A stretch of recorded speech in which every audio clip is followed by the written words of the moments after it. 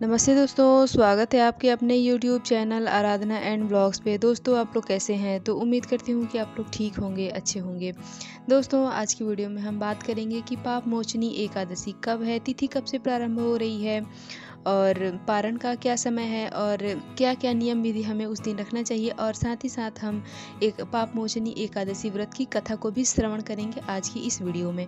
तो चलिए पहले मुख्य बातों को जान लेते हैं, उसके बाद हम कथा को श्रवण करेंगे। दोस्तों हर साल चैत्र माह के कृष्ण पक्ष की एकादशी तिथि को पाप मोचनी एकादशी कहते हैं। जैसे नाम से ही ज्ञात हो जा रहा है कि पाप मोचनी एकादशी यानी कि पापों से मुक्ति दिलाने वाली एकादशी को ही हम पाप मोचनी एकादशी कहते हैं। तो दोस्तों सबसे पहला है कि पाप मोचनी एकादशी कब तिथि जो है वो कब प्रारंभ हो रही है। तो पाप मोचनी एकादशी की जो तिथि है वो प्रारंभ हो रही है 4 अप्रैल को। दिन है उस दिन गुरुवार और समय है शाम को 4:14 पे प्रारंभ होगी और जो तिथि है वो समाप्त हो जाएगी 5 अप्रैल को। दिन है उस दिन शुक्रवार, समय है 1:28 पे, यानी कि दोपहर में जो है एकादशी तिथि समाप्त हो जाएगी। तो उदया तिथि को ध्यान में रखते हुए पाप मोचनी एकादशी व्रत जो है, हम अगर व्रत करते हैं तो व्रत, और व्रत नहीं करते हैं तो जो भी हम पूजा पाठ करते हैं वो हम 5 अप्रैल 2024 को करेंगे।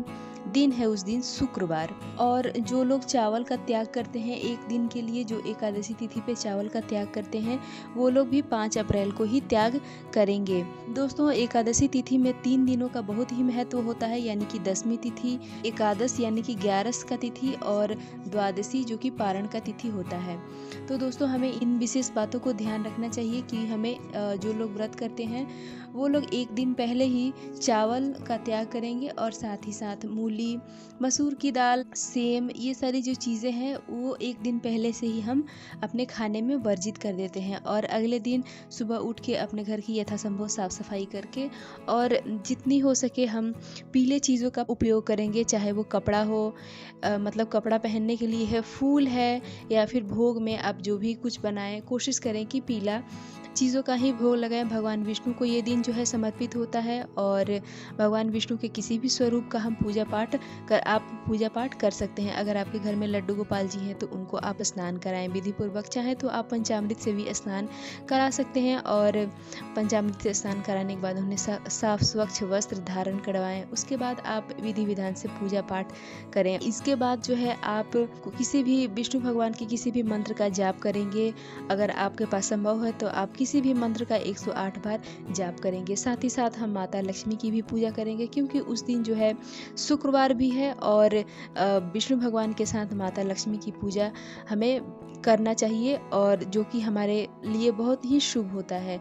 तो दोस्तों आप उस दिन बहुत सारे लोग शुक्रवार का व्रत भी करते हैं, जैसे कि वैभव लक्ष्मी का व्रत करते हैं, या फिर संतोषी माता का भी व्रत करते हैं। तो जो लोग व्रत करते हैं उन्हें दोगुना फल भी प्राप्त होगा, क्योंकि उस शुक्रवार के दिन ही एकादशी तिथि पड़ी हुई है। दोस्तों ये चीज़ हो गया, और हम देख लेते हैं कि तुलसी पूजन जो है हम करेंगे या फिर नहीं करेंगे। तो दोस्तों किसी भी एकादशी हो, चाहे एकादशी कोई भी हो, हमें जो है तुलसी पूजन, तुलसी में जल, तुलसी में भोग हमें नहीं लगाना चाहिए। किसी भी देवी देवता को अन्न का भोग हमें नहीं लगाना चाहिए। आपको मिश्री ले लें या फिर कोई और चीज़ का भोग लगाएं, लेकिन अन्न का भोग हमें उसी नहीं लगाना है, और ना ही तुलसी माता में हमें जल देना है। साथ ही आप चाहे तो उन्हें दूर से ही धूप अगरबत्ती, धूप बत्ती जो भी है हम उन्हें दिखाएंगे, लेकिन हम जल अर्पण नहीं करेंगे। दोस्तों एकादशी व्रत पे हमें कभी भी बाल धो के स्नान नहीं करना चाहिए, यानी कि बालों में शैम्पू करके हमें स्नान नहीं करना चाहिए। हमें ऐसे ही बिना बाल धोए ही स्नान करना चाहिए। दोस्तों चलिए हम आगे जो है कथा को सुन लेते हैं। दोस्तों कथा शुरू करने से पहले मैं आपसे छोटी सी रिक्वेस्ट करना चाहती हूँ कि अगर आपको ये जानकारी अच्छी लग रही है तो वीडियो को लाइक करके चैनल को सब्सक्राइब करें, और साथ ही आपको कोई सुझाव देना है या फिर कोई सवाल है तो आप कमेंट करें। चलिए दोस्तों हम कथा को सुन लेते हैं, और कथा कुछ इस प्रकार है कि एक चैत्र रथ नामक सुंदर वन था, जहाँ च्यवन ऋषि के बेटा मेधावी, उनका बेटे का नाम था मेधावी, वो वन में तपस्या कर रहे थे। उस समय मंजू घोषा नाम की एक अप्सरा वहां से गुजर रही थी। तभी उस अप्सरा की नज़र जो है च्यवन ऋषि के बेटे मेधावी पर पड़ी और वो अप्सरा मेधावी पर मोहित हो गई। अप्सरा ने ऋषि पुत्र को अपनी ओर आकर्षित करने के लिए अनेक जतन किए, अनेक तरह के नृत्य कलाओं को किया। अप्सरा के ऐसा करते देख कामदेव भी उनकी मदद के लिए आ गए।